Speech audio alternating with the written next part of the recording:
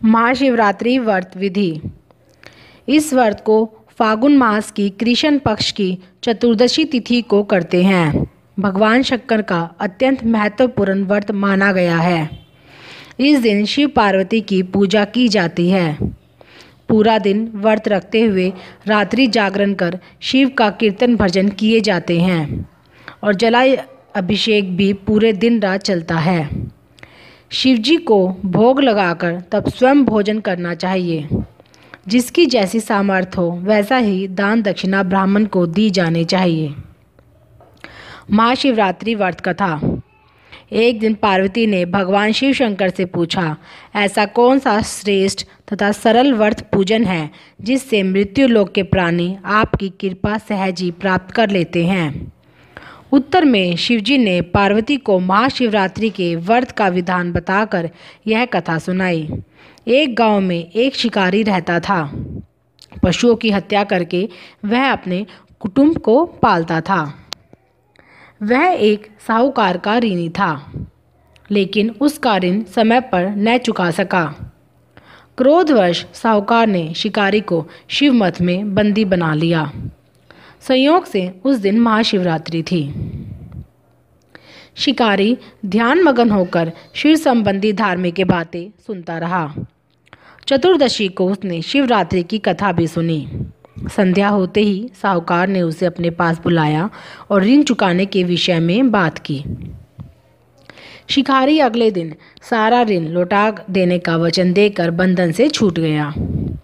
अपनी दिनचर्या की भांति वह जंगल में शिकार के लिए निकला, लेकिन दिन भर बंदी गृह में रहने के कारण भूख प्यास से व्याकुल था। शिकार करने के लिए वह एक तालाब के किनारे बेल वृक्ष पर पड़ाव बांधने लगा। बेल वृक्ष के नीचे शिवलिंग था जो बिल पत्रों से ढका हुआ था। शिकारी को उसका पता ना चला। पड़ाव बनाते समय उसने जो टहनियाँ तोड़ी वे संयोग से शिवलिंग पर गिरी। इस प्रकार दिन भर भूखे प्यासे शिकारी का व्रत भी हो गया और शिवलिंग पर बेलपत्र भी चढ़ गए। एक पहर रात्रि बीत जाने पर एक गर्भिणी मृगी तालाब पर पानी पीने पहुंची। शिकारी ने धनुष पर तीर चढ़ाकर जो ही प्रतिज्ञा खींची, मृगी बोली, मैं गर्भिणी हूँ, शीघ्र ही प्रसव करूँगी। तुम एक साथ 2 जीवों की हत्या करोगे जो ठीक नहीं है। मैं अपने बच्चों को जन्म देकर शीघ्र ही तुम्हारे सामने प्रस्तुत हो जाऊंगी, तब तुम मुझे मार लेना। शिकारी ने प्रतिज्ञा ढीली कर दी और मृगी झाड़ियों में लुप्त हो गई। कुछ ही देर बाद एक और मृगी इधर से निकली। शिकारी की प्रसन्नता का ठिकाना ना रहा। समीप आने पर उसने धनुष पर बाण चढ़ाया। तब उसे देख मृगी ने विनम्रतापूर्वक निवेदन किया, हे पार्थी, मैं थोड़ी देर पहले ही ऋतु से निवृत्त हुई हूँ, कामातुर विहरिणी हूँ, अपने प्रिय की खोज में भटक रही हूँ। मैं अपने पति से मिलकर ही शीघ्र ही तुम्हारे पास आ जाऊंगी। शिकारी ने उसे भी जाने दिया। 2 बार शिकार को खोकर उसका माथा थनका। वह चिंता में पड़ गया। रात्रि का आखिरी पहर बीत रहा था। तभी एक अन्य मृगी अपने बच्चों के साथ उधर से निकली। शिकारी के लिए यह स्वर्णिम अवसर था। उसने धनुष पर तीर चढ़ाने में देर न लगाई। वह तीर छोड़ने ही वाला था कि मृगी बोली, हे पार्थी, मैं इन बच्चों को पिता के हवाले करके लौट आऊंगी, इस समय मुझे मत मार। शिकारी हंसा और बोला, सामने आए शिकार को छोड़ दूं, मैं ऐसा मूर्ख नहीं। इससे पहले मैं 2 बार अपना शिकार खो चुका हूँ। मेरे बच्चे भूख प्यास से तड़प रहे होंगे। उत्तर में मृगी ने फिर कहा, जैसे तुम्हें अपने बच्चों की ममता सता रही है, ठीक वैसे ही मुझे भी। इसलिए सिर्फ बच्चों के नाम पर मैं थोड़ी देर के लिए जीवन दान मांग रही हूँ। हे पार्थी, मेरा विश्वास कर, मैं इन्हें इनके पिता के पास छोड़कर तुम्हारे तुरंत ही लौटने की प्रतिज्ञा करती हूँ। मृगी का दीन स्वर सुनकर शिकारी को उस पर दया आ गई। उसने उस मृगी को भी जाने दिया।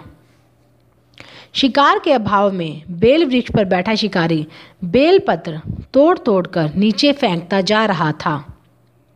पोपट फटने को हुई एक हष्ट पुष्ट मृग उसी रास्ते पर आया। शिकारी ने सोच लिया कि इसका शिकार वह अवश्य करेगा।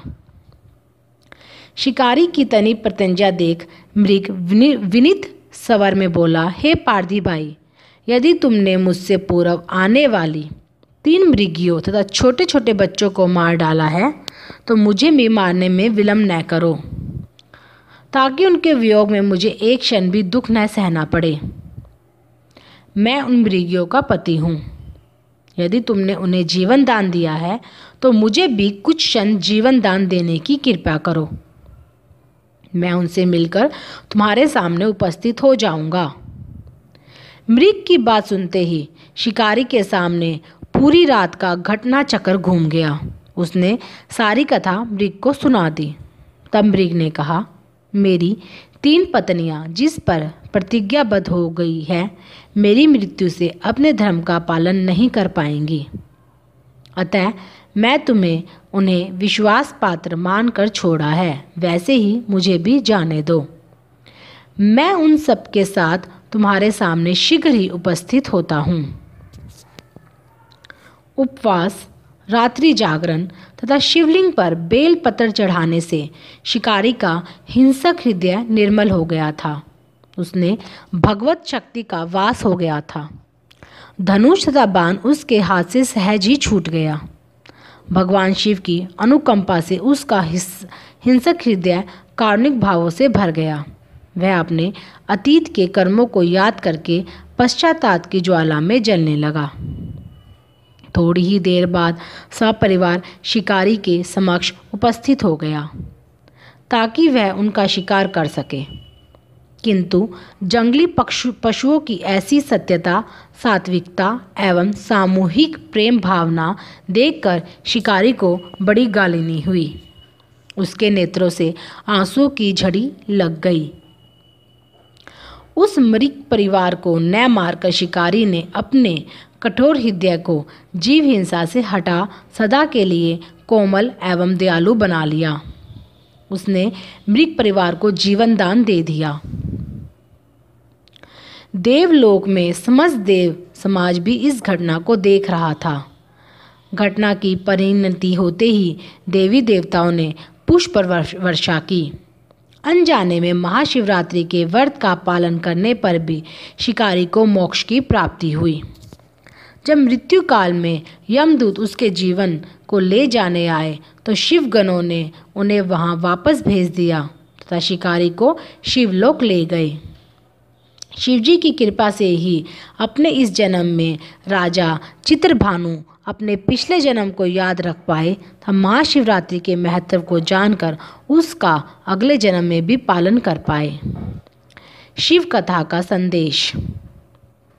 शिकारी की कथा अनुसार महादेव तो अनजाने में किए गए व्रत का भी फल दे देते हैं, पर वास्तव में महादेव शिकारी की दया भाव से प्रसन्न हुए। अपने परिवार के कष्ट का ध्यान होते हुए भी शिकारी ने मृग परिवार को जाने दिया।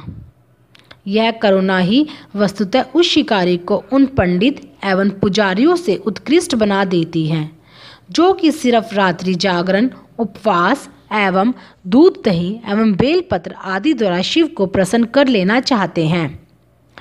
इस कथा में सबसे महत्वपूर्ण बात यह है कि इस कथा में अनजाने में हुए पूजन पर विशेष बल दिया गया है। इसका अर्थ यह नहीं है कि शिव किसी भी प्रकार से किए गए पूजन को स्वीकार कर लेते हैं अथवा भोलेनाथ जाने या अनजाने में हुई पूजन में भेद नहीं कर सकते हैं। वास्तव में वह शिकारी शिव पूजन नहीं कर रहा था। इसका अर्थ यह भी हुआ कि वह किसी तरह से किसी फल की कामना भी नहीं कर रहा था। उसने मृग परिवार को समय पर एवं जीवन दान दिया जो कि शिव पूजन के समान है। शिव का अर्थ ही कल्याण होता है। उस निरीह प्राणियों का कल्याण करने के कारण ही वह शिव तत्व को जान पाया था तथा शिव से साक्षात्कार हुआ। परोपकार करने के लिए महाशिवरात्रि का दिवस होना भी आवश्यक नहीं है। पुराण में 4 प्रकार के शिवरात्रि पूजन का वर्णन है। मासिक शिवरात्रि, प्रथम आदि शिवरात्रि, महाशिवरात्रि। पुराण वर्णित अंतिम शिवरात्रि है नित्य शिवरात्रि। वस्तुतः प्रत्येक रात्रि ही शिवरात्रि है अगर हम उन पर परम कल्याणकारी आशुतोष भगवान में स्वयं को लीन कर दें तथा कल्याण मार्ग का अनुसरण करें। वही शिवरात्रि का सच्चा व्रत है।